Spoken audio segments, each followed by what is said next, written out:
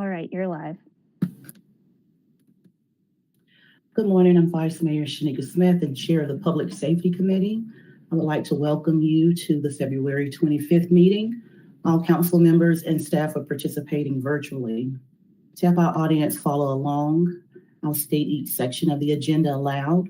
We are streaming live on the Virtual Engagement Hub, which is accessible through the Virtual Engagement Hub link on the front page of the city website. We also have an option for the public to listen live by phone by dialing 855-925-2801 and entering the code 9477. For today's meeting, we have the option for people to call in and comment live during the meeting. To call in and comment live, use the same number, 855-925-2801, meeting code 9477. Your phone will be muted and you'll hear the meeting live. At this point, callers will hear for more options. Please press *3. Pressing *3 will allow the callers to continue to listen live and join the speaker queue. As stated on the agenda, public comment will now be heard at the beginning and the end of public safety meetings. Callers may comment only once during these general public comment sessions, either during the beginning or the end of the public comment period, not both. Callers will have 3 minutes each. Excuse me. If you're watching a meeting through the live stream, while you are listening to the meeting by phone, please be sure to turn down the volume on your device before speaking. I'll now go through and introduce the committee and staff members who are with us virtually today. Just give us a quick hello. Councilwoman Sandra Kilgore. Good morning, everyone. Councilwoman Kim Roney. Hello. City Manager Deborah Campbell. Hello. City Attorney Brad Branham. Hello, everyone. Fire Chief Scott Burnett. Good morning. Police Chief David Zach. Good morning. And I think we have some other folks who will be presenting later during specific agenda items. We'll start the committee meeting now with public comment. Do we have anyone in the speaker queue for public comment? We do. I'll bring the first caller in now and I'll let you know when we get to the end. Okay.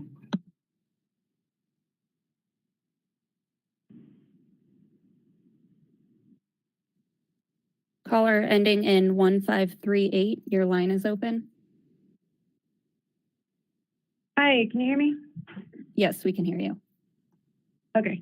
Hi, I'm calling with concerns and questions about the shift in the 7-day warning policy for camps. My first concern is that APD has recently stated that the 7-day warning has caused encampments. The 7-day warning was established in 2014, and for many years we had that policy without having that pattern. It's a false correlation that the warning is the factor causing that pattern. People do not flock to campsites after a warning has been issued. Instead, people typically begin trickling out. Second, I was very concerned about how the new policy came into effect. It was decided in a meeting in the spring of 2021 that was not open to the public. It was not discussed at HIAC, Public Safety Committee, or full council meetings. In 2014, when the 7-day warning was established, it needed to be approved by the full council. After doing some digging, it seems that that was true because it involved a budget element with the printing of the resource cards. Since this shift backwards did not involve a budget change, I see that as technically legal, but extremely shady that it was made behind closed doors. After that was decided last spring, APD then acted on the new informal policy for nearly 10 months, while their written policy still affected the 7-day warning. It is a common thing for publicly funded entities to be required to abide by their written policies, is it not? Both elements of this policy change, in my opinion, are both ethically wrong and potentially illegal. Third, another concern is that APD has stated that they will use body cam footage to document that they have visited a campsite to provide warnings, initiating the 24 to 48-hour wait period. In my experience doing years of camp outreach, campers are not present at their campsite up to 75% of the time. Since APD is no longer providing the warning cards, this means that the majority of the campers will get no warning time at all. People will leave for the day to go to work or to access services and then come home to find their dwelling is gone. This causes basic needs to be left unmet, and that causes desperation. Desperation decreases public safety, and so this is good for no one in our community. Fourth, if you've noticed, Some Asheville citizens will always be congratulatory when a camp is evicted, and some will be outraged. This is true if the campsite has 3 weeks notice or 0. The outcome is the same for you with both stimuli, so why not do it in the more humane way? To not do so is cruel and for no reason. As it's clear, the 7-day notice is not the factor that changes camp size. That's all.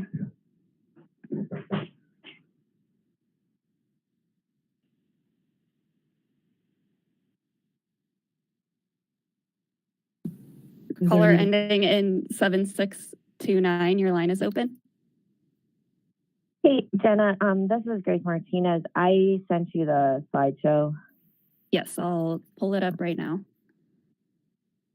You appreciate the previous caller's comments.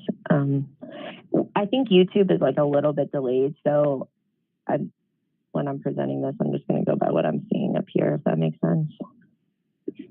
Yep, it's up now. And just let me know when to advance slides. I know it'll be a little bit tricky with the delay. Okay. Yeah, I'm going to move pretty quickly. Hi, Public Safety Committee. Wanted to come back to you today with these slides from the information I shared at Tuesday's full council meeting, because I think this would be an excellent opportunity to get some clarification from David Zach, who is here while you have him in this meeting. It looks like you might have Mike Lamb too, who brought this false data to you on January 11th to blame crime on unhoused folks and make policy changes like the one you're going to talk about today that still doesn't have any documents available to review before the meeting. Can you go to the next slide, please? So this was prepared by Nicholas Pearson, a data science consultant, generously. Is the next slide up? In our 5-year trends, we can see that both 911 calls and arrests peaked in 2019. So this whole narrative about crime in our city is actually also false. We're actually in a decline by 911 incidents and arrests, which I think is really important to keep in mind throughout this. The next slide is about how he gathered his data, but I'm actually going to skip that one to go to the mapping crimes to location. The police have claimed that there's a high proportion of all crime occurs near homeless encampments. And based on their own data, these locations could be as simple as a single car, an RV, or a single unhoused person. They also use these sites across all time. So if somebody was there for, say, 1 day, they would say, here, let's take 2 years of data around this. They cited 10% of 22,000 total crime within 500 feet and 22% within 1,000 feet. Please go to the next slide. If you geotag the police address and measure the distance around them, you can find that 14.7% of arrests only occur within 500 feet and 27.1% within 1,000 feet. However, if you take a completely unrelated set of data with local bars and restaurants and establishments, you will find almost identical results with 14.1% of arrests within 500 feet and 26.2 within 1,000. Next slide, please. Almost every police site that was labeled as a homeless encampment corresponds to a populated business area. Crime occurs where people live, work, and spend time. Next slide, please. So here's some visualizations around this. This is their 1,000-foot radius.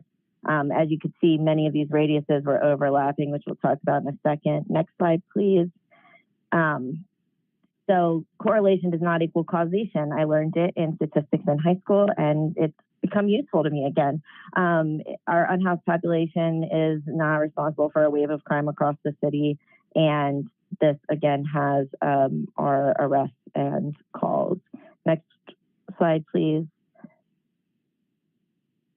We've definitely had a problem with duplicate counting. You can see this is the data that was used to create this, that was given to us via the city, and they counted places up to 6 times. Next slide, please. You can Grace, see that you're on at this 3 map. minutes. Okay, please review the rest of the slides. Thanks. Thank you to our 2 callers. And we'll have a presentation or a discussion later on about. Vice Mayor, I'm yes. sorry, we have one more caller on the line. All right.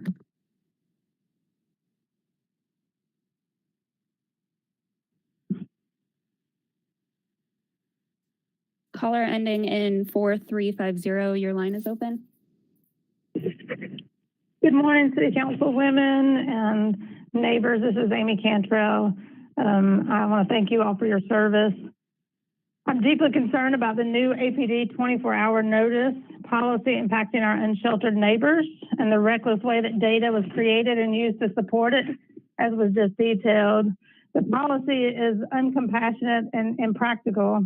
It will not work and it needs to be ended. We know that we have over 150 people currently on the streets. As Code Purple shelters close, there'll be 83 more people added to that number. We do not have enough shelter space for our unhoused neighbors right now. I called this morning to ask about available beds at shelters, and I got the following information. The Salvation Army has a waiting list with no beds available. They require ID. The Western Carolina Rescue Ministries has 5 men's beds and a couple of women's beds. They also require ID and also require you to be fully vaccinated and show proof of vaccination via a vaccination card. The Veterans Restoration Quarters may have 3 beds available for veterans only. Transformation Village has no beds available and a long waiting list. I was told it would take months to get in and to call every Tuesday to keep my name on the list. Trinity Winter Shelter is full with no beds available. So that's 10 total beds in the whole city. And for those beds, you need ID, sometimes vaccination cards. This leaves hundreds of people on the streets without a choice of where to lay their heads down at night to rest. This APD policy wastes resources that we do not have. And again, we ask, when moved, where are people to go? Please take action today to end this inhumane policy. Thank you. Jenna, was that our last caller? Yes, that was the last caller. All right, I'll move to the next part of the agenda. And just to, the callers mentioned some items that will be covered later by Chief Zach. So we'll have a discussion about the standard operational procedure changes. Can I get a motion to approve the minutes? This is Kim, so moved. I'll second. I'll do a roll call vote for approval. Councilwoman Kilgore, Approve. Councilwoman Roney. Aye. Myself, aye. Minutes have been approved. Next item is regarding the purchase of a mobile command bus to enhance emergency management response. Chief Scott Burnett is going to start us off, and I believe he probably has somebody else to present. Yes, ma'am. Thank you, Vice Mayor. So we just wanted to introduce an exciting resource that we will soon have that will increase the outcomes in our community during emergency. I'm going to ask Deputy Fire Chief Chris Budzinski to present this topic. Good morning, Vice Mayor Smith and Councilwoman Roney and Council. Apologize. Kilgore, I'm sorry. I'm Chris Budzinski.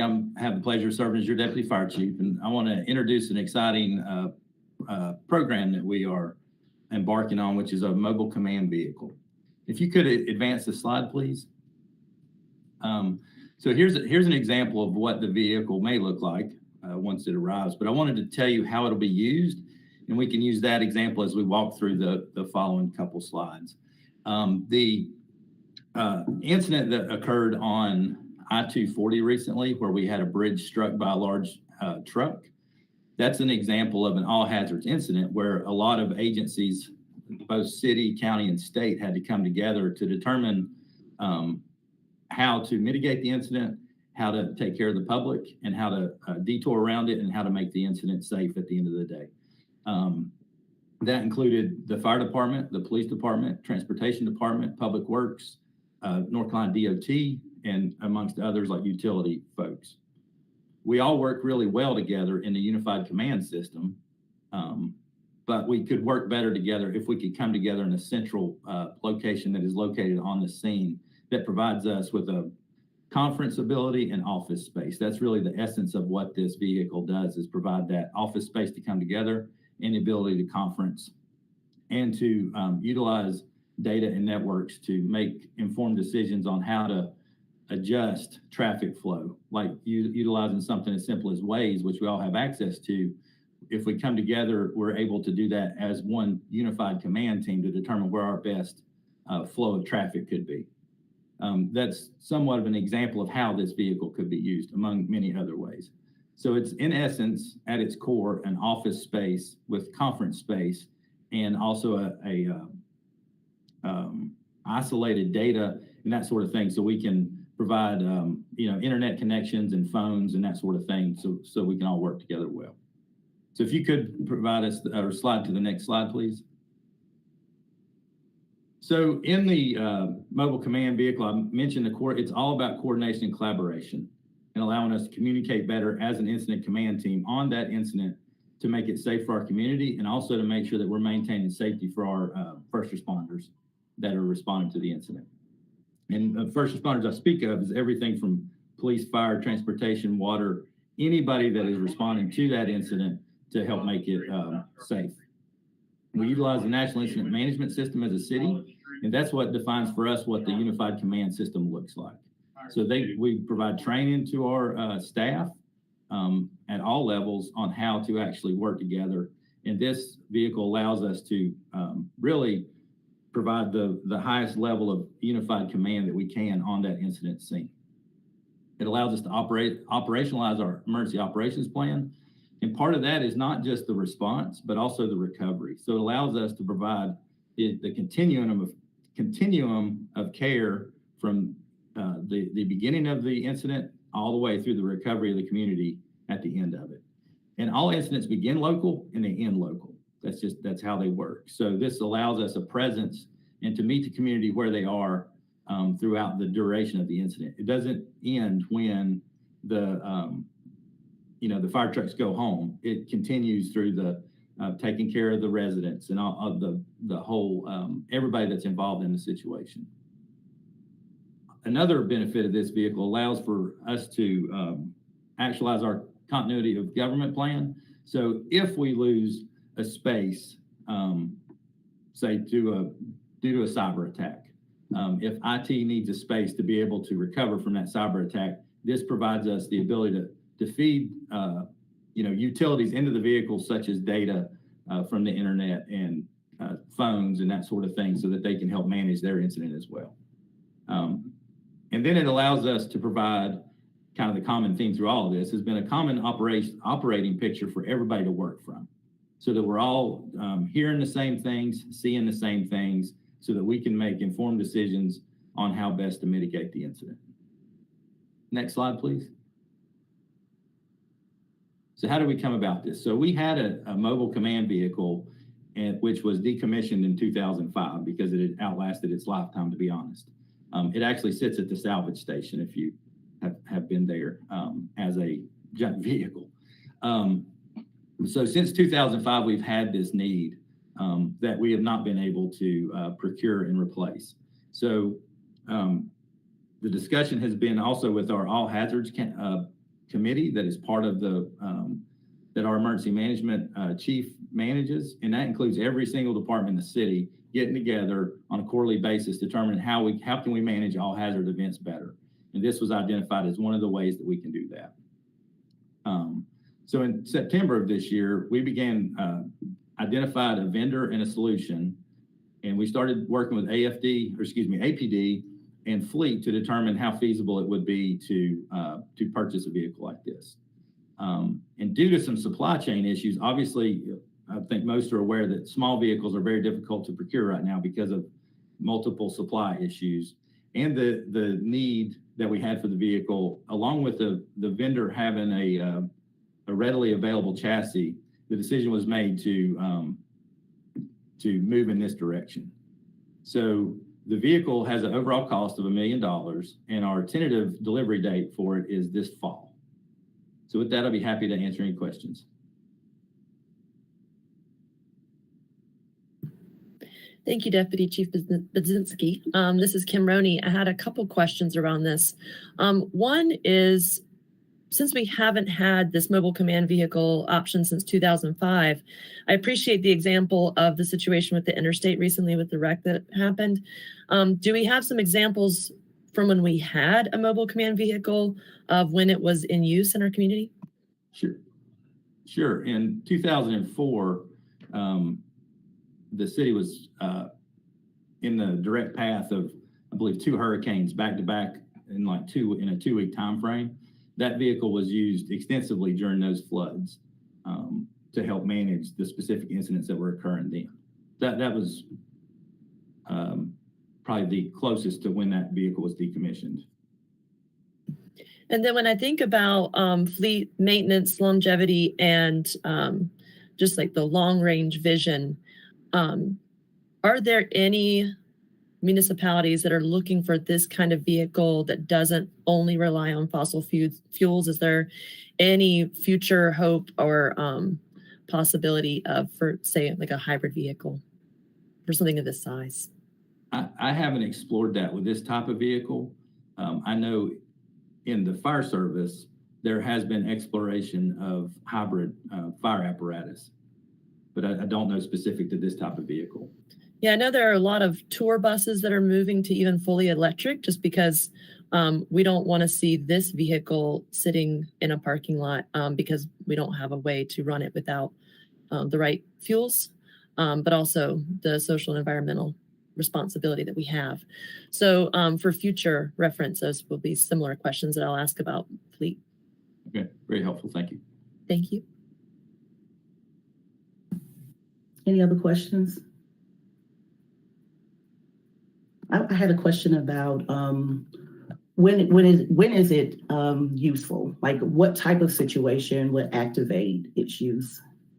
Yes, ma'am. That's a great question. So anytime that we have a long-term event, so one that was going to last for several hours and also involves multi jurisdictions or a single, like for fire, let me give you an example, a fire example.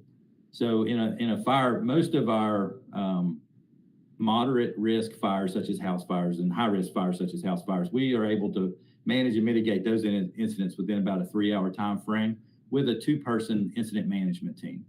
But a larger fire, besides a single family dwelling such as an apartment building, that fire is going to last longer and be more complex and require more of a command team to manage that incident, along with more outside resources from to help with sheltering and taking care of the occupants because of the scale and complexity of that type of incident. So that is for like a fire event would be a common use for the vehicle.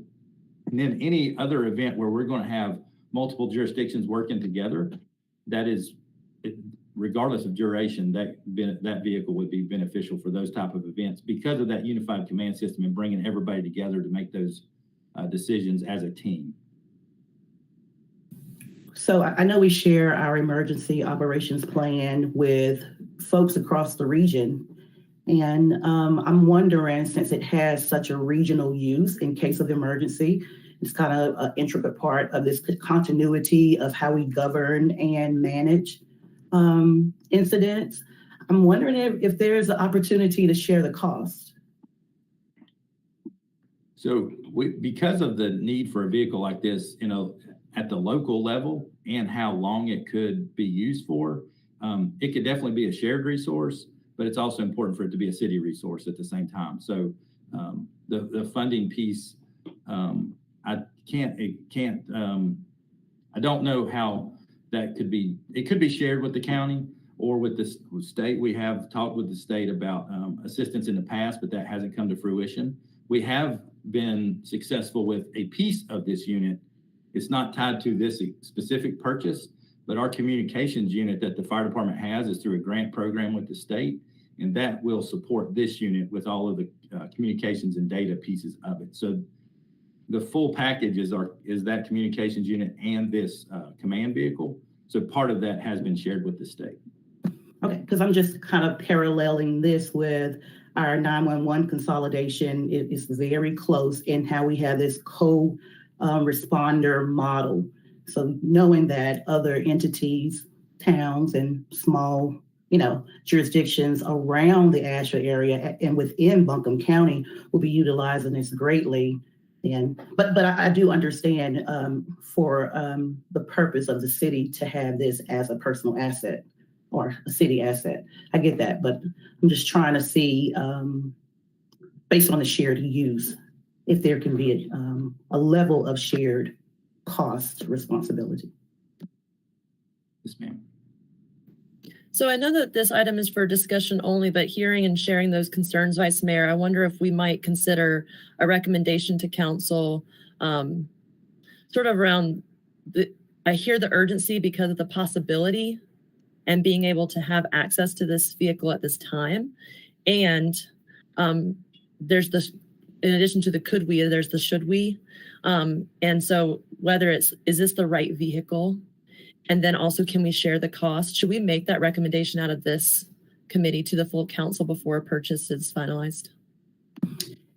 We'll just say to Chief Scott and Budzinski, I don't want to badger that. Can we just get a deeper analysis on use and some cost like a cost analysis as well? We need to compare to see if what Councilwoman Roney mentioned would be feasible, and also just kind of give this committee a deeper understanding about a shared use and if there is a potential for a match.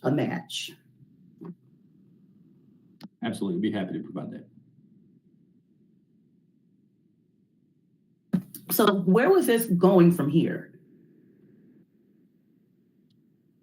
Deborah, do you have, because I know it's just here. I think what our sense of urgency is the climate in which, unfortunately, we're living in right now. This opportunity, and in contrast to many other communities who want this type of a vehicle, but can't get the vendor to provide it, we have the opportunity to actually purchase the vehicle. I know that there are concerns about costs, but we have, I guess our preference would be that we purchase and then possibly negotiate with other communities to reimburse. But I think this is a very, very unique opportunity for us to actually secure the vehicle. That's what the sense of urgency about this is. And again, it is the climate that we live in, and we certainly feel that we need the vehicle at this time. And I mean, are we concerned about how we're going to find funds to purchase it? Now, the departments have already pooled their resources from fleet management and prioritized this as the major purchase. Because for right now, we can't hardly purchase small vehicles. And we actually, because of the shortage in our workforce, they aren't as much a priority for us as this vehicle would be. And I would ask Chief Burnett if you could chime in on that, because that's essentially how it was presented to the management team in terms of the sense of urgency. Absolutely, yes, ma'am. And so each year, as council knows, as part of our overall budget, there are dollars that are approved as part of our adopted budget for fleet acquisition, fleet replacement. A lot of vehicles are purchased out of those approved adopted budget. What we do as staff after council approves the amount of funds that are going to be used for fleet is with our fleet manager, who does an incredible job of helping prioritize what is the most efficient and responsible use of those dollars, and seeks input from department directors as to what are your highest priorities. And that's exactly what has occurred this year. We've had this need since 2005. And it's certainly, the other competing needs have always been greater than this need. The things that have happened related to availability of other types of vehicles that we can't get, and also the pandemic and the increasing occurrence of emergencies and disasters in our community certainly have driven this resource as our top priority. And so the funds have already been approved in the current budget, and it is a matter of the departments with our fleet director saying, what is our highest priority as we replace these vehicles. And so that's the history as far as how that, and as Ms. Campbell stated very correctly, the availability of these types of vehicles because of the supply chain where it is in 2022 is minimal, and this is an opportunity that this vendor is going to build this vehicle for the city of Asheville because they have that chassis. And we absolutely have some current models of cost sharing, as Chief Bazinski had talked about, that with our other regional resources, that as this is used by other jurisdictions, other places in Western North Carolina, reimbursement for that. We already have a model, and we absolutely can and will put that into play with this resource as it's used regionally. Okay, Kim has a question. Thank you for answering my question, Mayor. Kim has a question, and then Willow Sandra. So, given the urgency that's been stated, has that urgency been communicated with the county and the other municipalities that we partner with regularly? Yes, ma'am. So Buncombe County, actually, as part of their ARPA request, our emergency services director, Taylor Jones, that was a significant request that he had also placed in the county budget process. That was a decision that was made after he talked with all of the fire chiefs in Buncombe County as to what is your biggest need? What is your biggest need for resource as far as being able to utilize things? And I don't want to misspeak, but I believe that the decision of the county was to similar to what we're doing, is to look at that through their budget process rather than using ARPA funds. But yes, ma'am, absolutely. This is not only a conversation here locally, but it's one within our county and then certainly within our region. So that sounds like there is an opportunity for cost sharing. My follow-up to that would be, when would we expect to see it on the council agenda? Is it going to be a consent item? And if so, when? Yes, my understanding is the goal of today is for information sharing. These funds are part of the council action that approved the adopted budget, and we wanted to make sure that the Public Safety Committee had this information to talk about this resource. It is a significant cost, just as a lot of our emergency vehicles, ladder trucks, things of that nature are all in this price range. And so we certainly wanted to share that information with the Public Safety Committee. My understanding that is the intent of today's agenda item.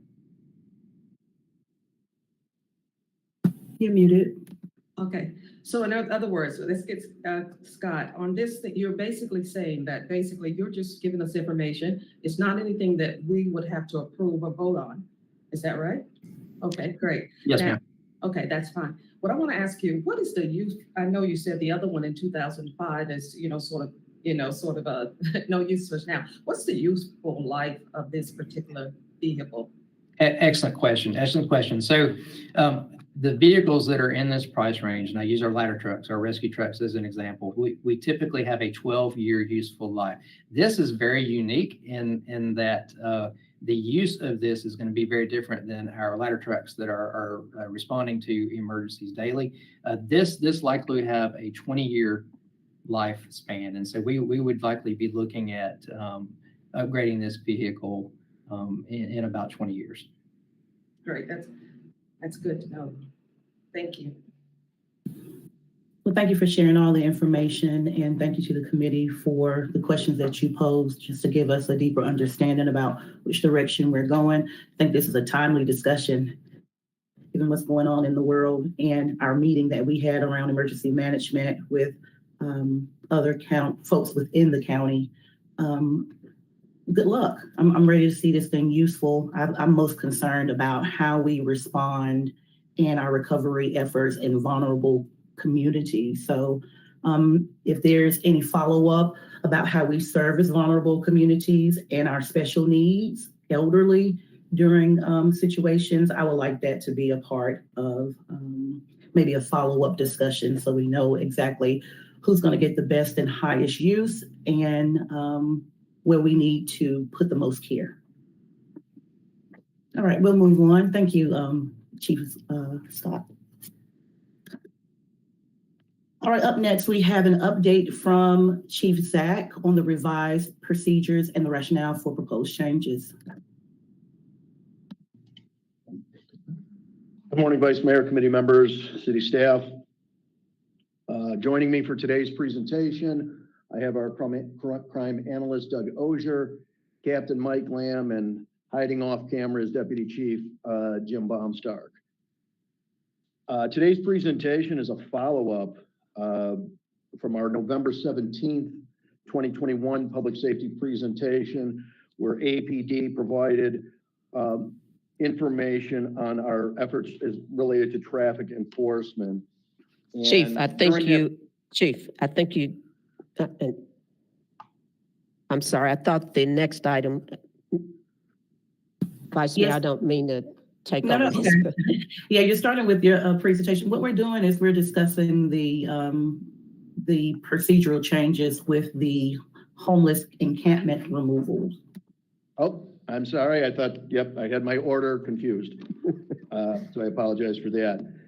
On January 11th, APD and city staff presented to council proposed changes to our policy related to illegal camping. The major revision, of course, to that existing policy was a change from a 7-day notice to end trespassing to a 24-hour notice. The rationale for that change was based on legal considerations, crime data, activist activity, public health, but most importantly, public safety. Captain Mike Lamb represented APD. Homeless Services System Performance Lead Emily Ball represented the city, and APD crime analyst Doug Ozier provided the necessary data. All three are here to briefly kind of recap and answer specific questions that the committee has. And I believe, Emily, we were going to start with you. Good morning. Glad to be with you all. I'm Emily Ball. I'm in the Community and Economic Development Department here at the city. As you know, the City of Asheville is the Continuum of Care lead, which is a HUD framework related to the work of ending homelessness. And my job is related to that. And in that capacity, our role is really to develop and support a homeless service system that can quickly resolve housing crises. So we want to be always moving beyond managing homelessness to really ending homelessness. It's absolutely our purpose and our focus. And a real guiding value for me and guiding value for us at the city around that work is that homeless people are not the problem. People experiencing homelessness are people who are in crisis. Homelessness is the problem, and that's the problem that we want to continually be solving. And part of the way we do that at the city is through funding, of course, and particularly funding interventions that will actually end homelessness, that will be solutions to those housing crises. Some examples of those are Homeward Bound's Days In project and the Step Up project at the Ramada. Between the two of those, we will have 185 new units of permanent supportive housing coming online, which is incredible. It's the largest infusion of that type of intervention our community has ever had. So really exciting developments on the way. We also fund or manage federal funding for homeless services like emergency shelters and street outreach positions at Homeward Bound. We're currently funding 2 outreach positions based at Homeward Bound. And then since the pandemic, the city has really expanded funding for homeless services in an unprecedented way, in my experience as a community member. Right now, we are providing funding for Code Purple at ABCCM. We're also funding Nightly Shelter at Trinity United Methodist, and of course have been funding the Ramada since April of last year. Excited to tell you that at this moment, over half of the folks at the Ramada are enrolled in housing programs and just waiting for a unit to become available. So really exciting outcomes coming out of that. And I think where we are is that we want to really build on what we've learned from all of those interventions that we've been supporting during the pandemic. We know that we need some interventions that our community doesn't have right now. And our role as the Continuum of Care lead, again, is to support the development of those, really foster that kind of conversation in our community, pull those new interventions together. We, as I think you know, we have a really important RFP out right now for a consultant to help create a strategy on unsheltered homelessness that we can really come together on as a community to address the unmet needs of that population.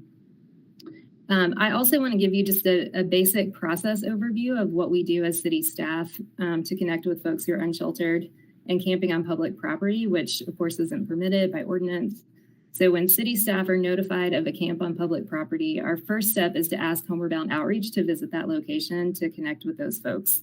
And the goal of that Homeward Bound Outreach is to be sure that people are aware of services, that they have a meaningful opportunity to engage with those services. Homeward Bound is able to provide transportation if that's helpful. And the primary goal is really to work with people on housing options. Of course, again, always want to be really working on ending homelessness, connecting people with pathways out of homelessness. When Homeward Bound is doing that, they're also making sure that people are aware that they're on public property, that camping isn't permitted. Homeward Bound's not giving them sort of notice that they can't be there, but wanting to be sure that people are aware of where they are, aware of the ordinance, aware of their options, give people a lot of opportunity to move and to minimize any interaction with law enforcement. We want to do that as much as possible. And then past that point, if people continue to camp, APD's obligation is to provide them with that notice that they can't continue to be there. And I think Captain Lamb will talk more about that. But I also wanted to tell you that we are exploring the possibility of additional city staff resources that might be able to fill that role instead, and also be able to work with people on solutions when they're camping. So again, we want to minimize APD involvement when we can. I will say that in my experience, the Community Engagement Division does a really great job interacting with folks who are homeless, really great at treating them like people, great at trying to get them connected with resources and knowing what those resources are. But I do believe that shifting that piece to other staff, if we have opportunity to do so, is a good opportunity for us to support reimagining public safety. Emily, I have a question for you. I think I'm at a conflict of where people go once the encampment is removed. Now, one voice would say that there are shelter beds available, and then other voices represent that there aren't a lot of options available. Could you kind of make that clear to us? When a person has received notice and they're told to leave, what options are available to them, and are there actually vacancies? I honestly think both of the things you said are true, that there are options available to people, and sometimes those options are at capacity or those options are not a good fit for their needs. And that's, again, where our function is, my function is to really continue to build out what those options are.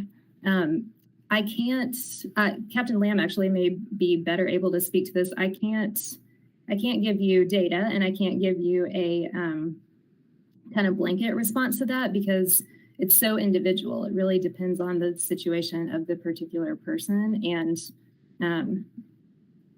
what they, have they stayed in shelters before and are not willing to go back to those options or able to go back to those options?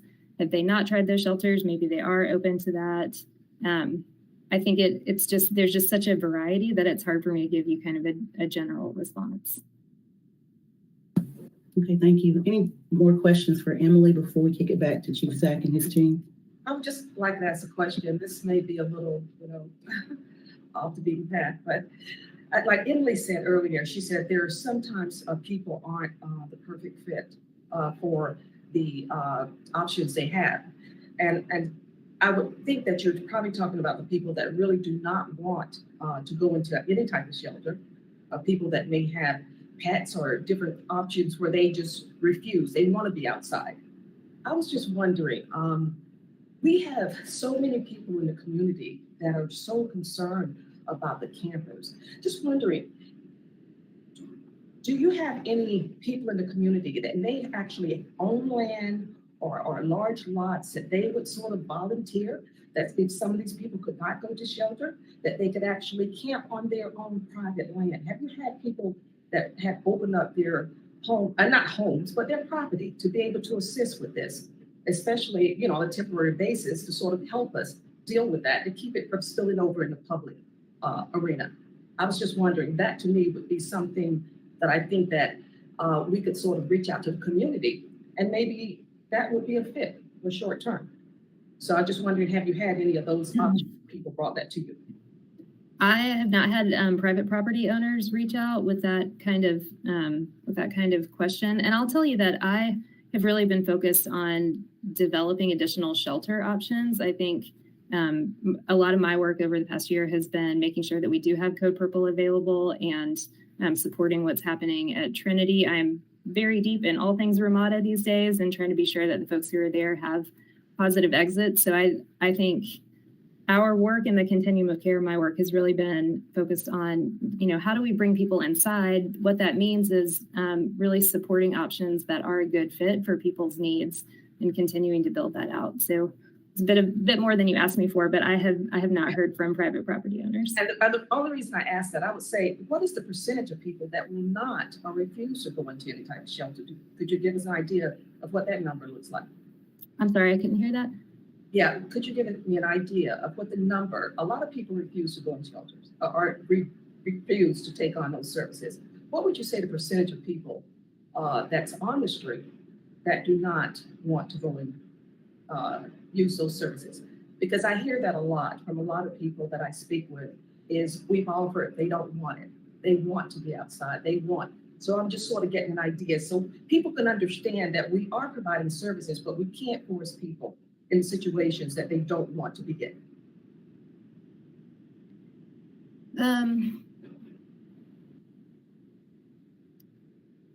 I don't know that I could give you a percentage. I would say that a lot of folks who are outside are aware of what the shelter options are, and may or may not have stayed there in the past, but are aware of what those are. And, like you said, do have particular needs that are not, the current shelters may not be able to accommodate, like wanting to stay with a partner or having a pet and that kind of thing.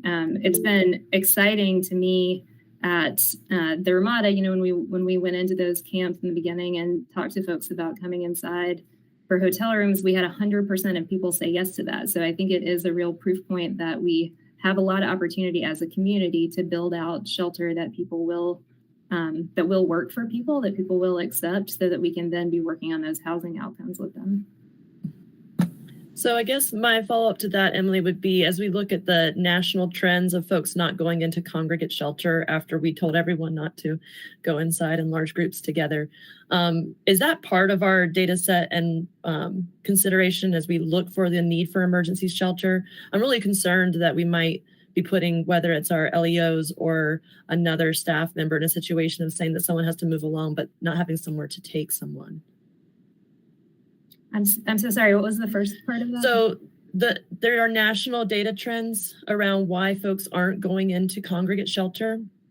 And some communities are making that correlation of, is that related to the fact of the pandemic and we told people not to go inside in large groups?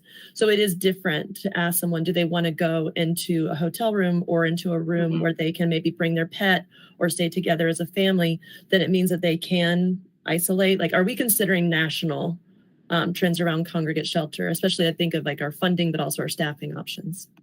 Yes, and I'll also say that we will have local data to share about that shortly. I don't have this in front of me, but at council recently, when I talked about our process for the point in time count, we did ask some additional questions of folks who are unsheltered, and one of those was about why they're not in shelter on that night. And we're still kind of sifting through that. But from the data that I've seen so far, we did not have a large number of people who cited COVID or other health-related issues as the primary reason they weren't in shelter. I think you're right. That's certainly been a consideration across the country and in our community. And we always want to be in line with what's happening nationally and paying attention to national research.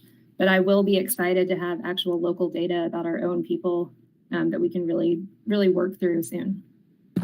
So I would ask if for future agenda items, we could invite Emily to share updates on the point in time count as they come out. Great. Chief Zach?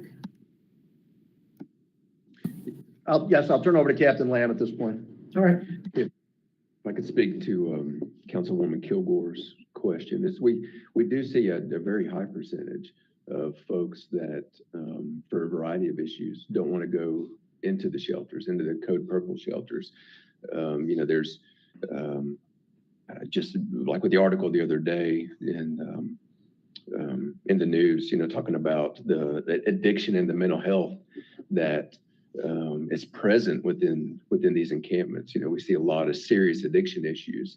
And so a lot of times that drives folks away from the shelters, especially from the Code Purple shelters, because that that is an issue that they're struggling with. And I think it would be great to be able to bolster those resources, both addiction and mental health resources.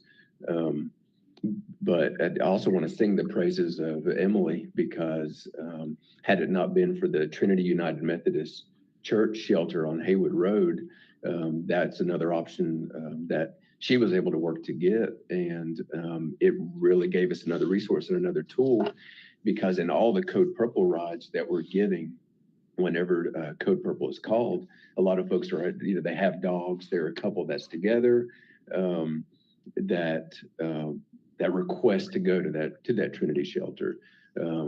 So we really appreciate having that option there, and also want to thank her for the hard work that she's been doing at Ramada, just monitoring that situation, and being out there with staff and folks and trying to get them where they need to go. So because it's helped mitigate our response out there, and then also to with the encampments, being able to take folks to that Trinity shelter. But it's more often than not, we're giving folks rides to Code Purple. We're giving anywhere from 4 to 5 rides a night when it's really cold outside. And it's a really good chance for us for relationship building, because this is what we're seeing on the streets, and the size of the encampments is totally different from what we saw back in 2014. As I discussed during the presentation on January 11th, the 7-day policy was great. It worked during those times.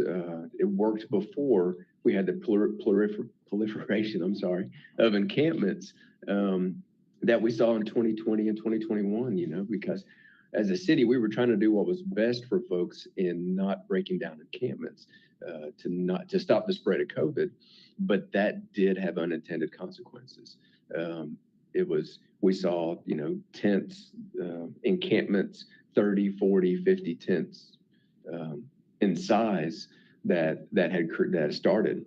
And whenever, common sense tells us, whenever you have a group of folks together that have serious addiction issues and mental health issues, they're going to make bad decisions. And then other people are going to victimize those folks as well outside of the encampments. I know one of the points of contention within a small group in the community right now is the data sets and the data that is around crime in these encampments. But what folks aren't realizing is that the victimization rates within these encampments are high as well. In 24 years, I've never seen 2 homicides in encampments. I've never seen a suspicious death where a woman was buried under trash and, needles were littered around where she was at. So really the crime that is out here, the victimization of the homeless that's out here, it's common sense. Everyone sees it out there in the community. The complaints that we get, the concerns that we get, it is a reality. And the numbers are, especially with the violent crime, 25% of all violent crime in and around these encampments within the 1,000-foot radius within the last 2 years. And one thing I did not speak about was our victimization rates. Currently, our homeless community is 0.5% of our city population, the city of Asheville. They represent 20% of victims in violent crime. And so I think, as I spoke earlier, it is not compassionate to tell people that your worth is living in a tent, living in an encampment, and continuing with your addiction issues. I think it is our responsibility as a city and as a community to be able to tell folks that you're better than that you deserve to live in a better situation than you're in right now. And I'll pass it over to Doug for the data. Just one point of clarification. As he said, the most recent point in time count estimates just over 500 homeless individuals within Asheville, which would be 0.5% of the population. Citywide, 10% of violent crime victims reported to have either an address at 19 North End or no address at all. So that's 20 times more likely to be a victim of violent crime than you are represented in the community. But within the 1,000 feet locations that we identified, it's 20%. So you're double likely to be a victim of violent crime within these spaces, which is the core of the issue that we were talking about with the presentation on January 11th. And I'd like to talk about the methodology of that, but first address some of the claims made in the presentation at the beginning of the meeting. First and foremost, it's telling that slide 3 was skipped over briefly, the one that was titled Evaluating Police Claims. In that slide, it says, quote, without a clear way to determine which non-arrest incidents are defined as crime, our analysis only uses arrest. Therefore, it is not a perfect match. It does not represent a substantial, but it does represent a substantial portion of crime. First and foremost, you can't identify what a representative sample of a population is if you don't know what the population is. If you can't find what a crime is, then you wouldn't know if the total number of arrests is a representative sample, and it isn't. But aside from that, the arrest data and the call for service data was obtained from the same open data portal where the crime data is available, and this presentation could be recreated with the coordinates that were provided in the public media request or public information request. It was claimed that we said it was a high proportion of all crime occurs near homeless encampments. We didn't claim that. We said despite that crime is going down citywide, crime within these areas is increasing, which means these spaces are unsafe for all in there. It stated that correlation doesn't equal causation, that our data implied that the unhoused population is responsible for a wave of crime across the city. APD never implied or stated that the unhoused population was the cause of the crime. We did assert that the crime data in these spaces has experienced an increase and drew attention to the fact that a large number of the victims in those areas were from the unhoused population. The claims were made that APD refused to respond to the request for information regarding this, and yet the presentation itself included a table that was provided in that request for information. And then finally, the table in question documenting duplicating counting that was provided in the public information was only meant to provide specific counts relative to each encampment, was not supposed to provide a summation of the aggregate crime, which was evident that it didn't match the percentages that were provided on the slide 11 at the January 11th presentation.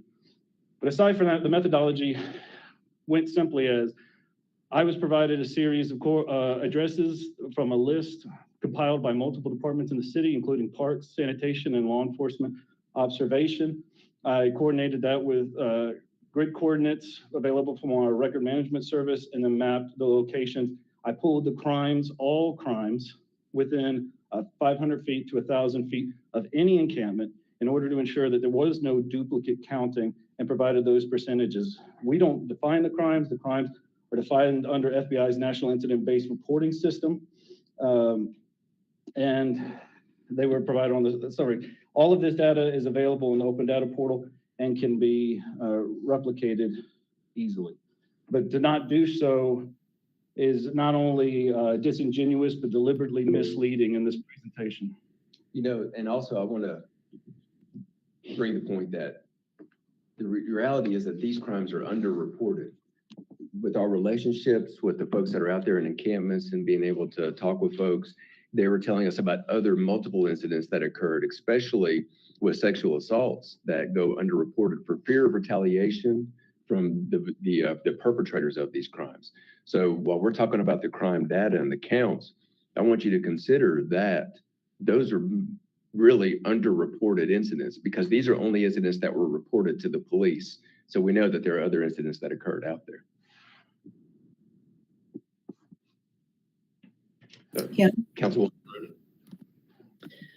Thank you. So I had a question around the data, but first, I just want to acknowledge that visibility of poverty and homelessness has increased as displacement has increased. This is not the first time that we've lost people experiencing homelessness in our community. It's not new.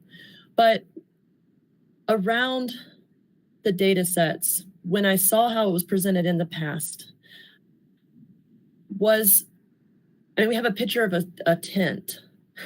And I couldn't help but wonder to myself, is it a number of tents that make that bullseye?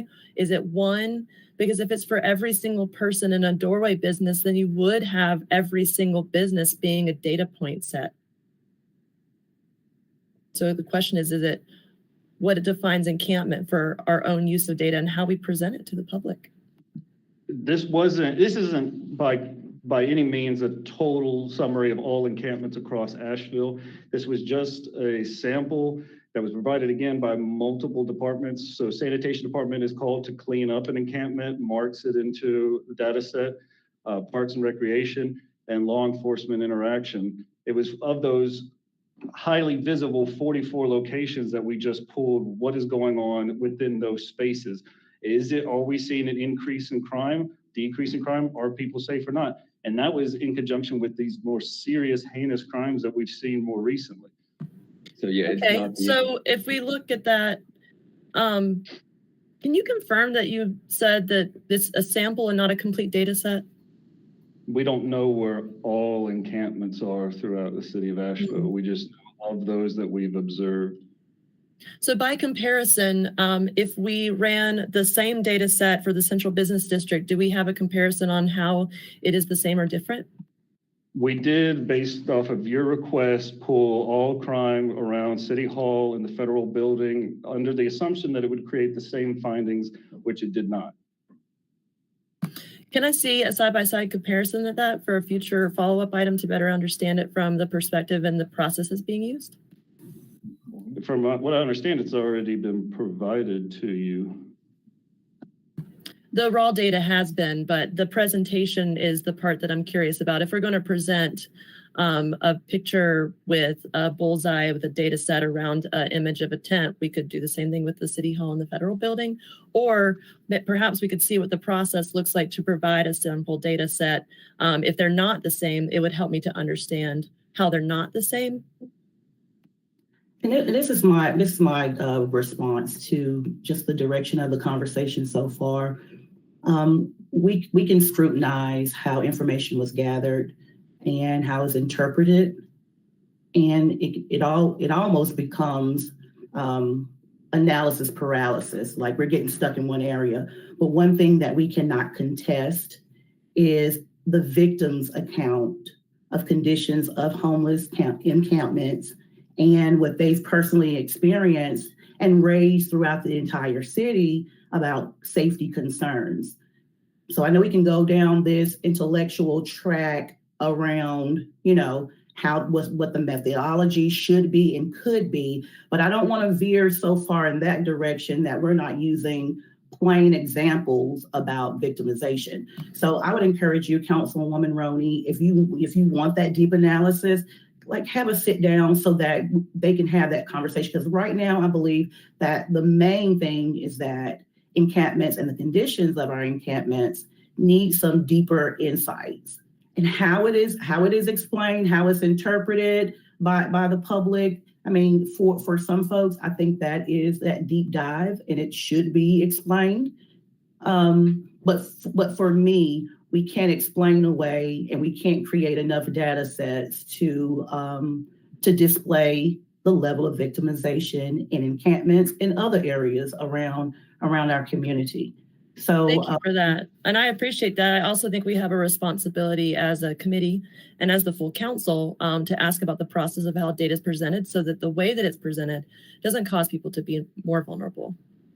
Yeah, but I just want to keep the main thing, like when we get caught up in methodology, I believe that we can, as a committee and as APD, we can have these conversations and listen to everything that's been stated so that we have a broader, clearer picture about how we're gathering information, how we're interpreting information, and how we're putting out to the public, because the public has concerns about, how we're getting to what we're getting to around legal causation for any action.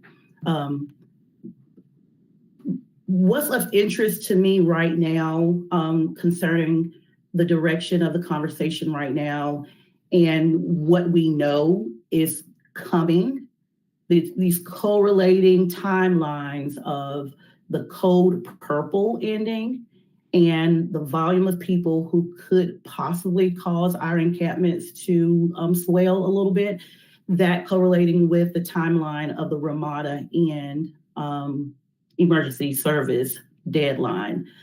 I want to know from us, because all of us are very involved in figuring out what the next steps are and mitigation of certain situations. Are we doing any planning around those two dates that we know are upcoming and could increase the impacts of encampments?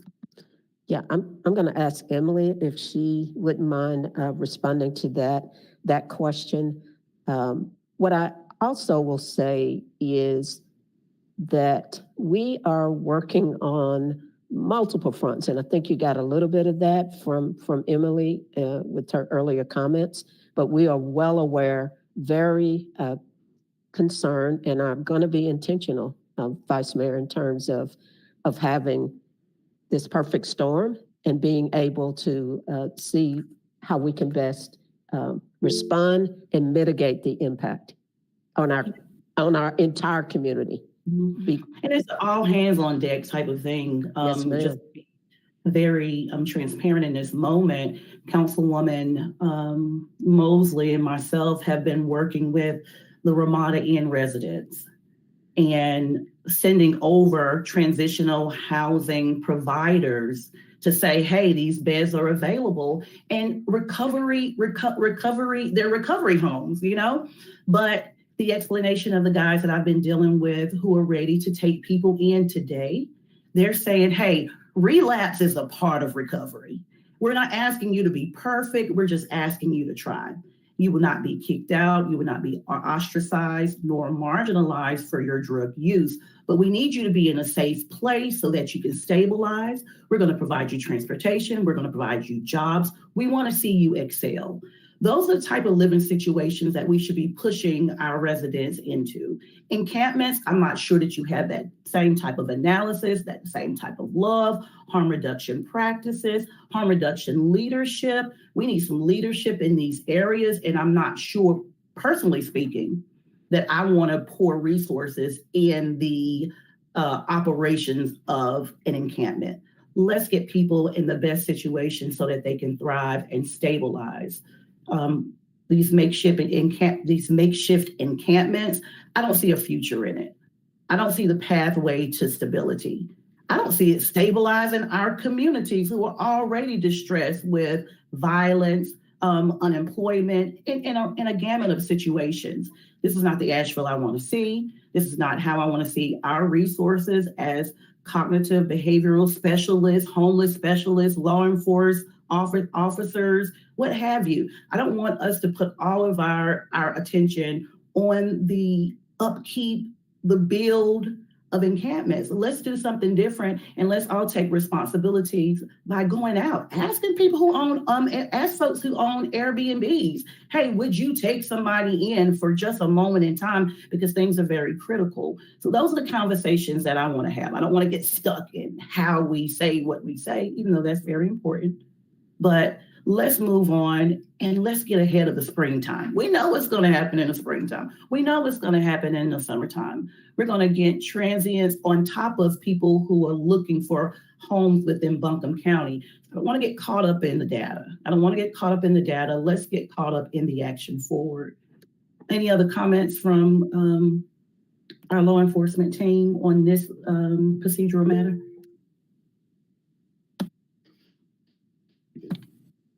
No, ma'am. Yeah. While we're considering the end of Code Purple and the closure of the room capacity at Ramada, we have to look at our shelter capacity. I need to see a side-by-side of what our options are, because if we don't have a place for people to go, our jail population is going to swell. And that's really expensive. And I also would love to know, what is our timeline with our partners? When can we see BHUC back online? Because if we are going to have those service providers and those partnerships doing harm reduction, doing recovery work, and doing diversion work successfully with our staff and with our partners, we're going to have that gap. The reason I'm suggesting that we have a managed campsite temporarily is to get us through the gap.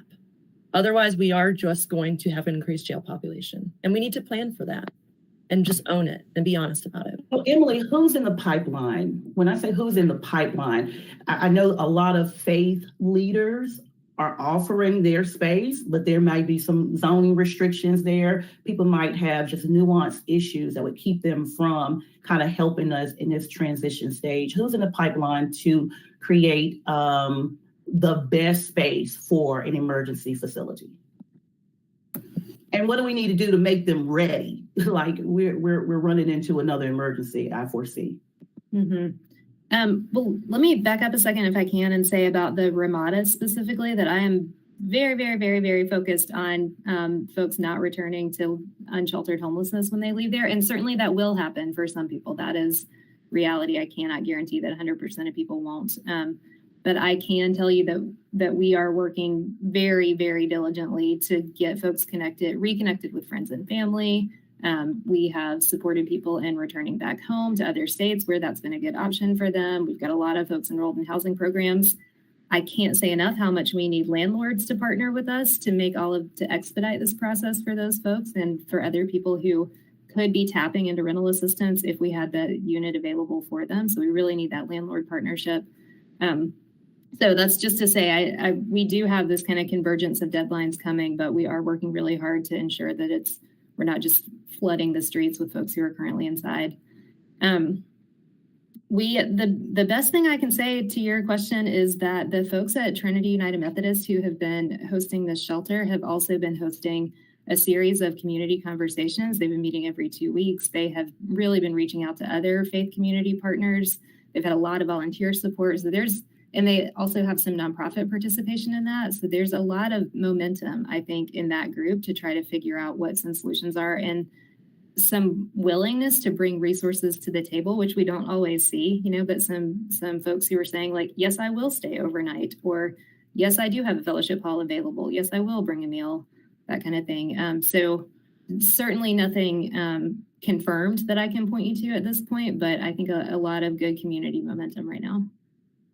Okay, let's kick it back to Chief Zach. I think you wanted to react to something said. Yeah, And then- just like I said back in the January 11th meeting, we rarely charge folks and rarely take people to jail when we're clearing an encampment.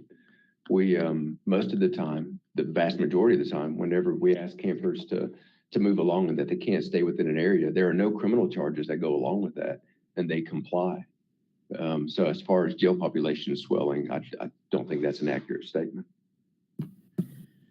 So in follow-up to what's been said already, the Citizen Times has an article about the Asheville Housing Authority moving to evict 80 people. What is our role in coordinating with the Housing Authority, and is there a role that we can play with the ARPA fund applications? Because I'm just considering the demographics of our unhoused population and the disproportionate impact of the pandemic and housing crisis on our Black neighbors experiencing homelessness.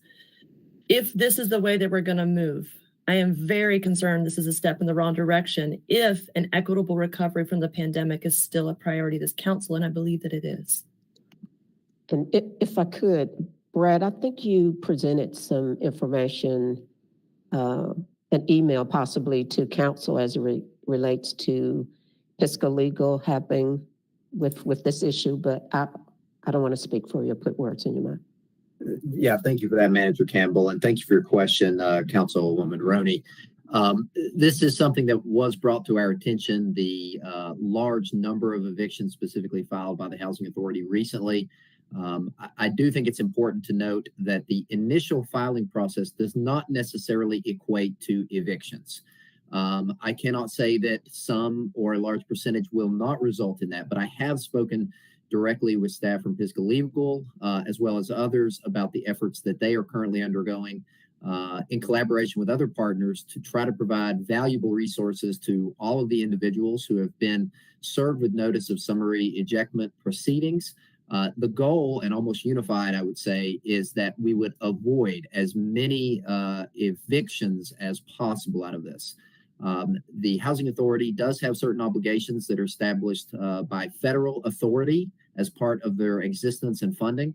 So they have limited capacity to allow unpaid rents to continue in perpetuity. But I believe they have demonstrated a willingness at this point to continue to work with some of those providers that I mentioned to give resources to those individuals who are experiencing those summary evictions.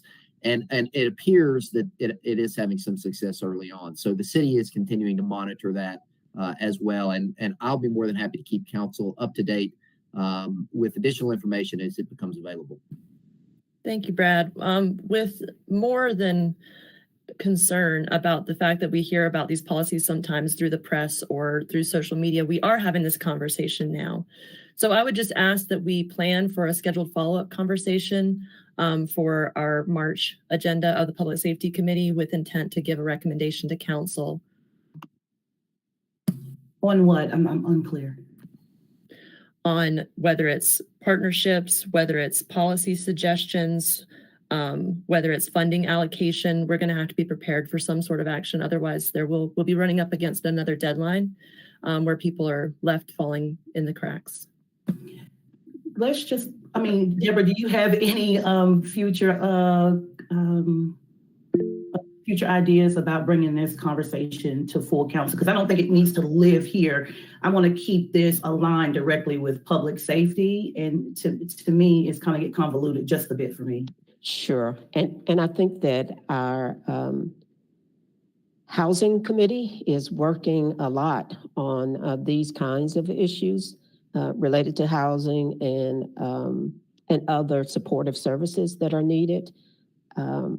Yes, I think it possibly should be a discussion for that committee and maybe not for public safety, unless there's a kind of a nexus that we're trying to make as it relates to safety. I'll stop there. And Emily, you're in CED. Do you have any response to what I just said in terms of where this kind of broader housing issue might rest? Well, if I may clarify first, the results and the outcomes of this policy are going to need to have review. And in that analysis, I would expect that all of the things that we've named that relate to public safety, we will need to look at the outcomes of this policy specifically. And I expect that the full council will need to look at those outcomes as well. So I would expect in the March meeting of the Public Safety Committee, we would have some sort of data analysis and some sort of plan for the end of Code Purple and the Ramada shelters and our neighbors' situation with the Housing Authority neighbors, as well as the shelter data. It's just too much for us to come to a policy recommendation right now or a recommendation on the outcomes of this when we don't have all the information yet. So I think that, and I just want to clarify that this is a procedural matter. It is administerial, that there will not be a specific recommendation made to full council about this particular procedure. And Brad, if our chief, if I have misinterpreted something, please help me.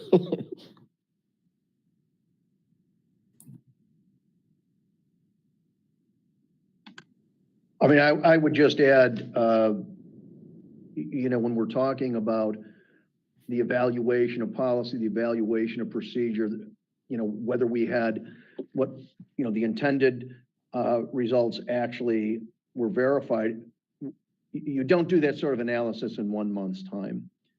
You need to do that over a longer period. So I would just simply say that an analysis done in a 3 or 4 week period would not provide us with accurate data on which to make future decisions.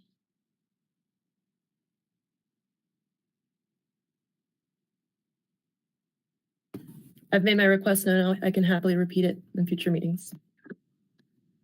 Yeah, and I think what he's saying is that he probably needs a different timeline if he's going to provide you that information. Next month would not be the appropriate time, nor would you get anything different than the data sets that they have already created. So let's move on. And this is still in Chief Zach's hands. Right now, we have the investigative traffic stops. We have a follow-up and information on that matter. Yes, again, I apologize for going out of order. I got ahead of myself.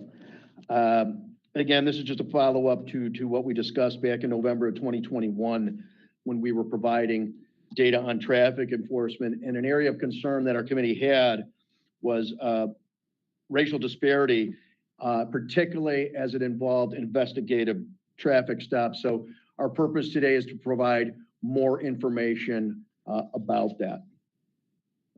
Next, please.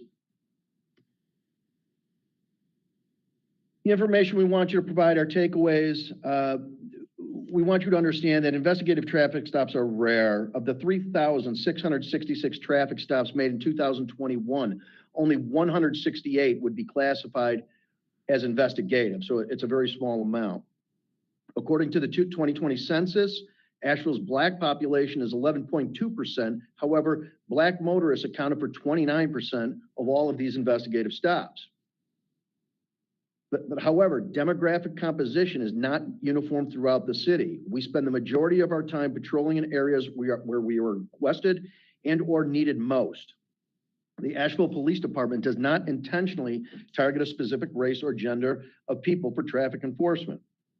Distributions of traffic citations in any jurisdiction, as with crime more generally, are rarely, if ever, proportionally dispersed across population groups. Next, please. Just kind of to recap and explain and define what an investigatory stop actually is, there are 5 types. An attempt to locate, a be on the lookout call, stolen vehicles, and warrants. Those are pretty much self-explanatory. But you'll also see a category, and it's the largest category, which is classified as investigation only. And I just kind of want to define that a little bit better for you. Next, please.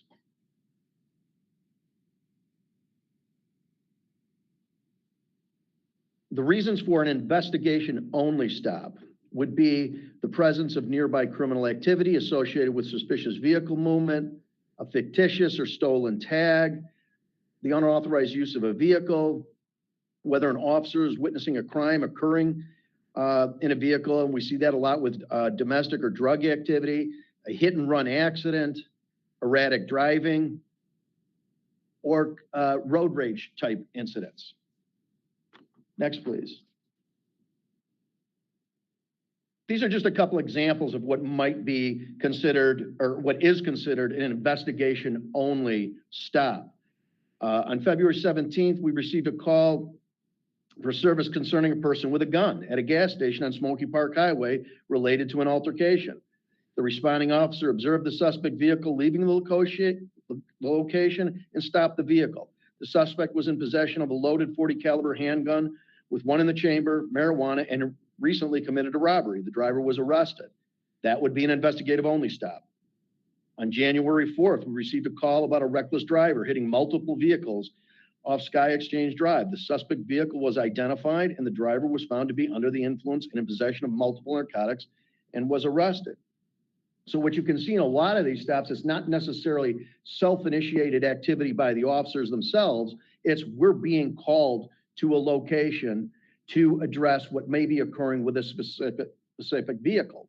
So it's not just officers randomly making stops. Oftentimes, we've been requested to that particular area to address that particular vehicle. Next, please. When we talk about tying traffic stop data to overall city population groups, that is just an incorrect way to evaluate. And this quote is taken directly from analysis of traffic citation data that was performed for the Alexandria, Virginia Police Department in 2011 through 2015. Their conclusion: distributions of traffic citations, as with crime more generally, are rarely, if ever, proportionately dispersed across population groups. For example, traffic citations, as well as arrests for crime, are more likely to be received by men than women and by those who are younger. Criminologists are fairly confident that these groups tend to commit more violation and crimes for a variety of reasons. And there are other studies from George Mason University, University of North Carolina, that pretty much conclude what they learned in Alexandria. Next, please. When we talk about traffic stops do not occur uniformly throughout the city. High traffic areas and areas with high call volume or criminal activity are a primary focus for traffic enforcement. You can see from this map, there are high concentrations of traffic stops along Tunnel Road, Smoky Park, and Long Shoals Road.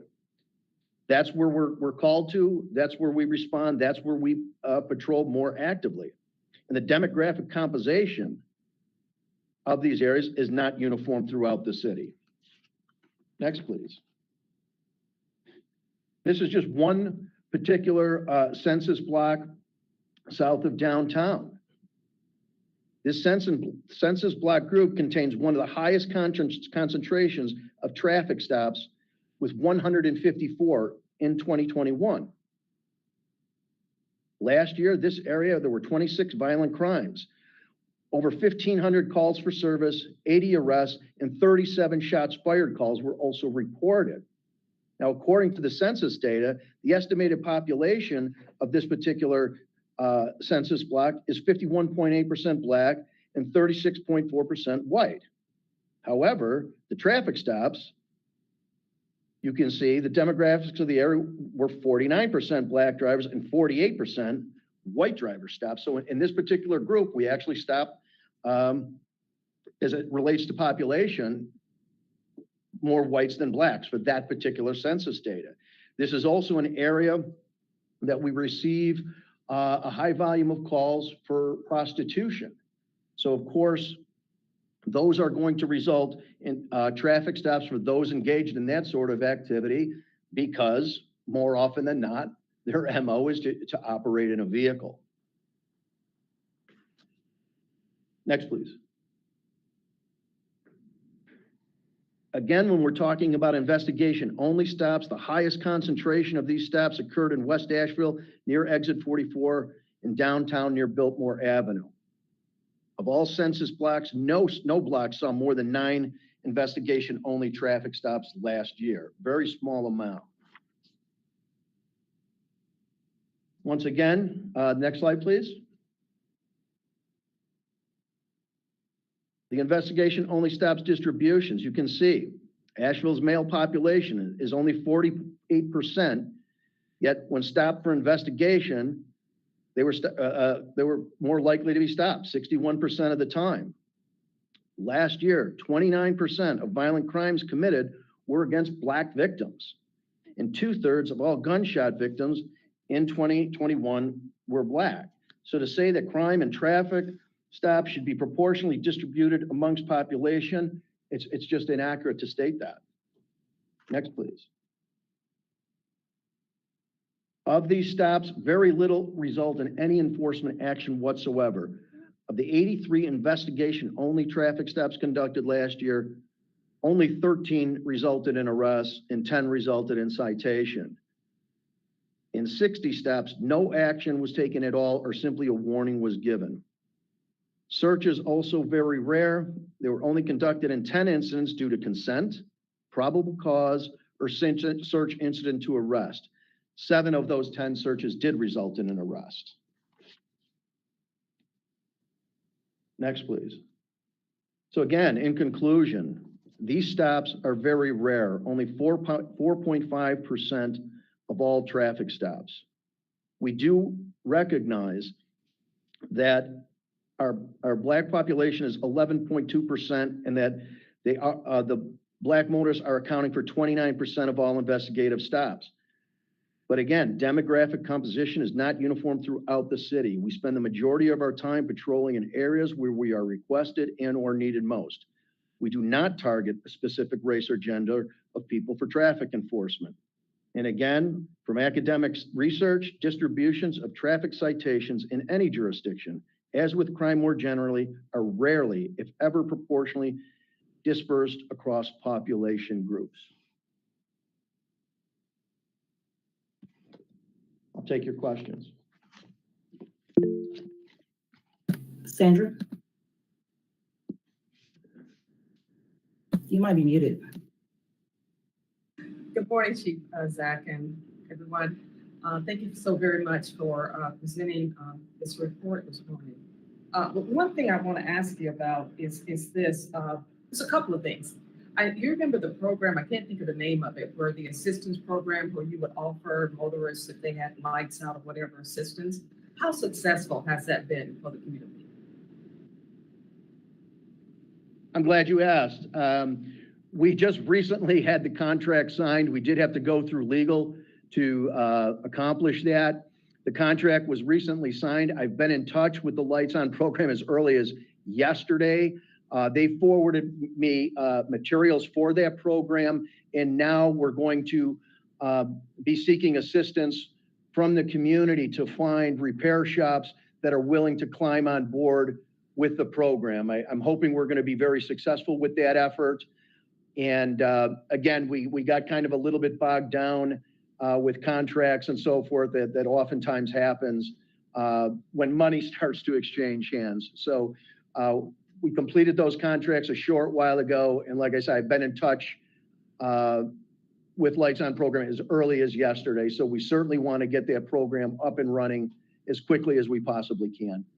And that was the reason I wanted to actually go into, like you were here, I think you said 29% of all the forest Black motorists investigated stops. And what I want to know, do you have any data as to, and the reason I say this is because I've noticed that a lot of automotive vehicle stops in neighborhoods, Black, just neighborhoods in general, basically it's sort of, it depends on the condition of the automobile. If you notice that in a lot of Black communities, the automobile condition is not as good. And that's sort of, because if you're driving a nice vehicle, chance of you being stopped is going to be very slim. But if you've got a vehicle that is in need of repair, things like that, then you're going to be stopped more often. And that was the reason I wanted to bring that point in to the fact that how many of these stops basically would have fallen into that category of sort of lights and sort of helping the person as opposed to, because that is what I've noticed a lot of people that stop. It's because of the vehicle is not in regulations, or it does not have the required, it's not up to par. Does that make sense? Absolutely. And I believe we did address, I don't have those numbers right in front of me, but back in November, we did address, I think those fell under the category of safety stops. And of course, we know that those who are, economically disadvantaged, that their vehicles are more likely to fall into disrepair. And yes, which creates a greater likelihood that they would be stopped and potentially cited. And again, that's part of the reason for the Lights On program, is to make sure that there isn't undue harm placed upon, and that we're providing a solution rather than punishment. And that's going to be key to our enforcement effort, and also trying to build trust in our community that, hey, we're not here just to punish, we're providing a solution as well. But we also have to make sure that we have safe vehicles on our roadways. And, one thing we do stress with our officers is empathy, and to understand, not only what the cost of a summons might be or a citation, but also to understand the cost of towing a vehicle and getting a vehicle out of storage, that the economic impact goes far beyond simply a traffic citation. So we try to teach our officers to have that empathy and to understand the impact that can be created, and additional harm that someone who doesn't have assets might incur, as opposed to someone who's affluent, who has the resources. So we try to teach that, and we want our officers, certainly, especially when it comes to very minor violations, to use as much discretion as possible. And again, that's going to be kind of the foundation of the Lights On program, especially when we're talking about, minor violations. And again, we're not here to punish, but we're here to provide a solution. But again, of course, we have to maintain the safety of our roadways. Yeah, and that was the reason why we can expect those numbers, once that program is enforced, we can expect those numbers will probably drop tremendously. I'm just thinking myself, basically. I mean, yes, we would hope so. We would hope so, but there are some circumstances that are beyond our control, and a lot of that relates to staffing, where some of our enforcement data has been so skewed by a lack of staff in our inability to do a lot of proactive work. As the department replenishes itself, we will have more officers out there and we will have more enforcement. But again, what we want, so I think it's going to take us a little while to kind of sort all this data out because the conditions are changing. Obviously, if you have 150 officers on patrol, you're going to have a certain number of tickets. If you have 200, you're going to have more. So we've got to kind of be careful with the data and how we interpret it because it's not going to be the exact same data set each and every time. And, you know, but I think what's more important is the word on the street, and that if we're stressing with our officers compassion and empathy, I think that will pass the test more than maybe a data set might. But that's where we work with our community, and we make sure that we're, you know, constantly seeking feedback. And also, I'm really happy to say that the empathy program that you've probably put in place, I can't tell you how valuable that is.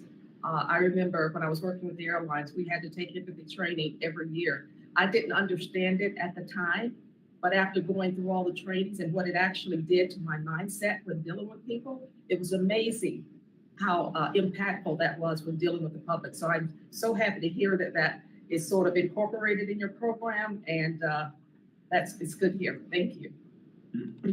Thank you.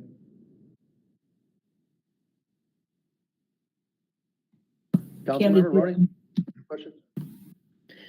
I do. First, I have a note that folks that are in the queue to be in the public comment can no longer hear the audio playing. So we might want to check that they can hear it on YouTube, but not by the phone line. Yeah, I'm checking on that right now. Our bridge somehow got disconnected, even though I put the meeting is still up on public input. But I'm working to reconnect that right now, but it is still live on YouTube. Okay, I just wanted to make sure so we had a chance before we missed the opportunity for public comment at the end. If we could go back to slide 9. And while we do that, I just wanted to say thank you to my colleague, Councilman Kilgore. I share some of those concerns while our neighbors are making prioritization decisions in their budget on, like, you know, feeding their kids or trying to get out of these eviction notices. They may defer the cost of car maintenance. So when I look at this map, I just want to acknowledge that we do respond to crime after the fact. But I'm looking at this map with that reminder for myself of the map of urban renewal and redlining, and considering the displacement migration patterns associated with urban renewal and redlining. And for me, this strengthens the need for reparations as part of economic development and home ownership, sense of place, small business. We can't get this work done fast enough while going slow enough to include everybody. But my question is, I have heard reports of and seen twice that we have state troopers doing traffic stops in the South Side. So what does our partnership look with the state troopers? And is that something that we are also tracking data around? No, we don't track state police data. I mean, the state does have jurisdiction here. The incidents that you're speaking of, I mean, we have certainly not requested the state police to assist us with any level of traffic enforcement. So, in fact, they're down significantly in staff as well. So I really have no information on the incidents that you've witnessed. It could have been in connection with another investigation that they may have been conducting, but you know, no, we do not track their activity in the city. But it's we don't have any. We don't have. I mean, it's happening regularly on around the areas that we're talking about. So do we have any communication to understand why we have state troopers with specifically in the South Side and on Riverside Drive? Again, what you're calling to my attention, I was not aware of. I have not heard that there was some increased enforcement effort. So again, I guess I would need a little bit more information to look into that further. Okay, thank you. I've received emails and personal telephone calls about state troopers in those areas too. But I think that one of the calls also stated that they were stopped by a state trooper on Tunnel Road. So I think to understand their jurisdiction and what could be the purpose, I know a lot of this stuff is not for public consumption. It can be very confidential in nature if they're under a special operation. But if it is just general, I think that information should be shared. I mean, it's not uncommon, for us to see state troopers on our roadways and highways as they're passing through barracks, and obviously they do have jurisdiction. If they observe a violation, they certainly have the authority to conduct a traffic stop. But if they were conducting any sort of significant operation or effort in our community, I think I know for a fact that would have been articulated to me. So it has not. But of course, they do have jurisdiction and they do pass through town regularly, whether they're going, I've seen them at lunch, and they do have the jurisdiction, they do have the authority, but I'd be very highly surprised if there is any sustained effort on their part to enforce within Asheville city limits, again, because I know from talking with folks from the state police that they're very short on staff as well, and I'm certain they wouldn't have the resources to deploy their resources here, knowing that we have our own police department. But I will reach out to them to see if I can find any more information on that.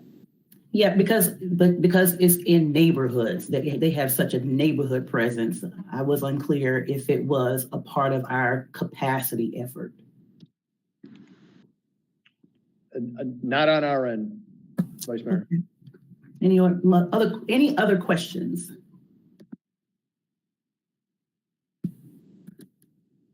With no more questions on the investigative traffic stops, thank you, Chief Scott and Chief Zach and your team for being here today. We're going to move on to public comment. Jenna, did we repair whatever need to be addressed with the bridge? Yes, the bridge was reconnected, and I believe the caller on the line was able to remain on the line. So I'm going to unmute them now, and hopefully they are still there. Caller ending in 6029, your line is open. Hi, can you hear me? Yes, we can hear you. Thank you. Hi, this is Patrick Conant from East West Asheville. On APD's presentation on traffic stop data, I want to start by raising my concerns regarding APD's overall approach to presenting this information. We need regular, comprehensive reporting on our traffic stop data. We've seen dramatic shifts in our traffic stop patterns over the past few years. Yet without regular reporting, that information wasn't widely known by this committee or the general public. In 2017, this committee requested APD to produce quarterly reports in response to significant racial disparities in traffic stops and searches. They've been published inconsistently ever since. Starting in 2020, APD staff started sending those reports to Deputy Chief Bumstark rather than the city manager, and they've no longer been presented regularly to this committee. Furthermore, there are no reports on the city website after the third quarter of 2020. I encourage this committee to take a more active role in requesting regular reports on traffic stops, thoroughly reviewing the data, and asking necessary questions to ensure all residents are being treated fairly. On APD's presentation today, I want to highlight a few points. APD's presentation shows patterns of investigative traffic stops reveal significant racial disparity. They provide justifications for this result, including that they're patrolling certain areas of the city far more frequently. However, this presentation also notes that in 72% of investigatory stops, no action was taken or just a warning was given. Residents are being stopped for investigatory reasons, and 7 times out of 10, they did nothing wrong or committed a minor violation. That means residents in certain neighborhoods are being subjected to far more interactions with our police department. I'm concerned that in 7 out of 10 of these investigatory stops and a far higher percentage of regulatory stops, we're having interactions between residents and officers that simply don't need to occur. Every interaction has the potential to go wrong where somebody could get hurt. The important question I feel this committee needs to ask is whether traffic stops are an effective tool to address crime. APD repeatedly cites victimization rates to justify traffic stop disparities. However, there's no evidence being provided that these stops and searches are an effective tool in reducing violent crime on a citywide basis. I think that would align with the common sense of council members and the public. It is simply not believable that traffic stops are the best tool we have to address the root cause issues of crime. I encourage this committee to provide greater oversight of traffic stop patterns in our city and require regular reports to be produced for this committee and the public. Thank you.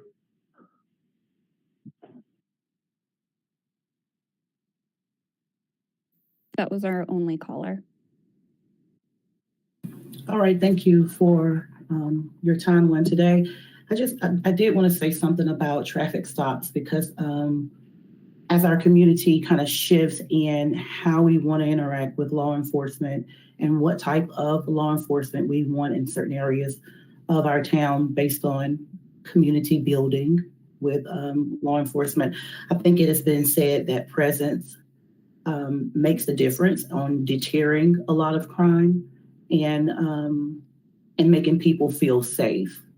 Now, traffic stops have been used in some instances to cause that to kind of uplift that presence in certain communities, and just to have. And I think when people see, law enforcement in areas, they feel like that community matters, or others could misinterpret it as this can be a tool for profiling.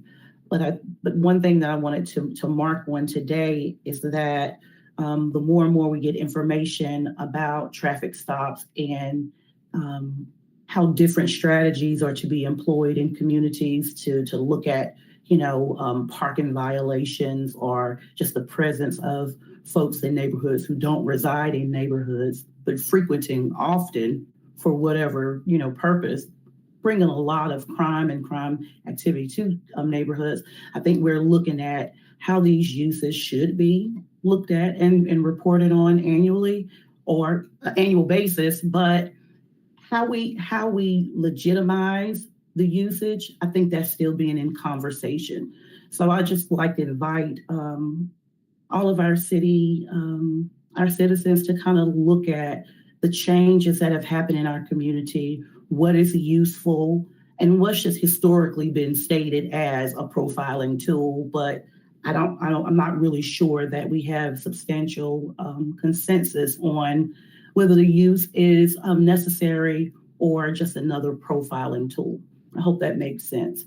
But let's just continue to have the conversations about the best uses of practices and whether it's routine or investigatory.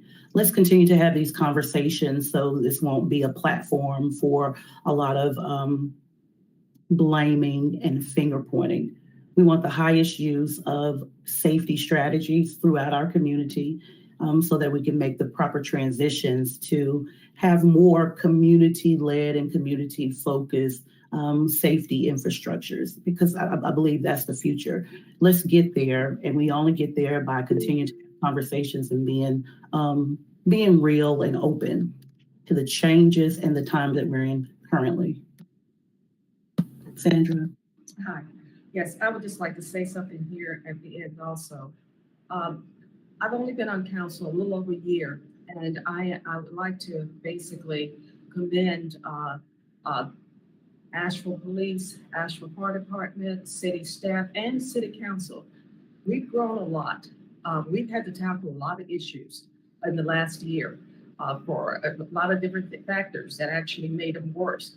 But I think that we've all sort of come up and stood up to the challenge. And the one thing I really like about this whole situation is we've now developed a conversation and we've been able to collaborate to make things better. And I must say all the different programs and initiatives that Asheville APD, Asheville Fire Department, and just everyone coming together, Emily Ball with the homeless situation.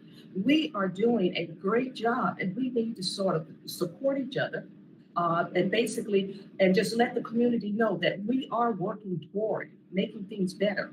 And if you look back for a year ago and where we are now, we have come a long way, and all of us should pat ourselves on the back, and we greatly appreciate the input from the community, who's actually made us up our game to make sure that we're more transparent. And those things are important. So I just want to give all of us a hand and say, hey, listen, we've got to keep working toward where we're going, and we need to look up and basically support each other as we tackle this situation that the whole country is basically dealing with and trying to tackle. So I want to just give a clap that we should keep moving forward. Thank you. I appreciate that. Any other comments from the committee or staff? All right, with none, this meeting is adjourned.